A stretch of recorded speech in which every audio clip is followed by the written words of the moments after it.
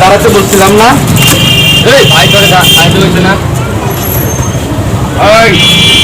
তোমরা একলা কি করতেছো?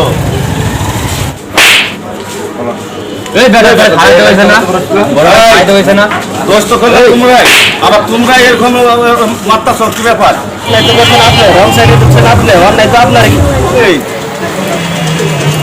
বাইরে চিনস না, তোরা খাই তো কইছি না, খাইস না কিনলে গা। কি ব্যাপার ভাই, আপনি এইভাবে অন্যায় এনাকে মারতেছেন? আমি তো পুরোটাই ঘটনা দেখলাম।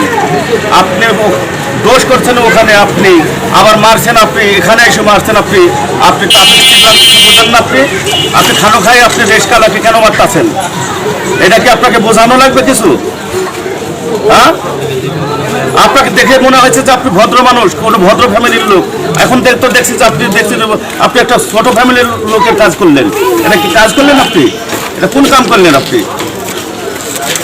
রিস্কাওয়ালা পাই একটু যেমন তাই করে যাবেন, তাই আমরা মুখ বুঝি দেখবো? হ্যাঁ, আমরাও তো এই রিস্কার যাত্রী ছিলাম, সব ঘটনা দেখছি। তো আপনার আপনি তারা মারতেছেন, আমরা ঘটনা দেখলাম। সে একটা গরিব মানুষ, গরিব মানুষের এইভাবে অবহেলা করা যায় না। আপনি একজন রাজনীতিবিদ, জনগণের ভোটে নির্বাচিত। আপনি যদি গরিব দুঃখীরা মারেন, আপনাকে ভোট দিবে কে? ভালোবাসতে শিখেন, মানুষকে মূল্যায়ন করতে শিখেন। তো যদি মানুষের নিচে, তাহলে আগামীতে আমার বিপুল ভোটে জয়লাভ করে আমার জনগণের সেবা করতে পারবেন। আরে কারে কি বুঝান আপনি? রিস্কাওয়ালাকে যেভাবে মারছে, আপনি কারে কি বোঝান? একটা কি কাজ করে, অভদ্র কাজ করছে। আপনি কি জানেন এটা? আল্লাহ পাক যদি আপনি জ্ঞান দিয়ে থাকে, তাহলে এই ধরনের কাজ আর কখনো রিক্সাওয়ালার সাথে বা সাধারণ মানুষের সাথে এরকম ব্যবহার করবেন না। এই ধরনের কাজ আর কখনো করবেন না। আগামীতে আপনি মেম্বার হবেন, চেয়ারম্যান হবেন, প্রতিনিধি হবেন, এমপি হবেন। তো এই ধরনের কাজ যদি আপনি করেন, তাহলে জনগণ আপনাকে ওইভাবে নিবে না।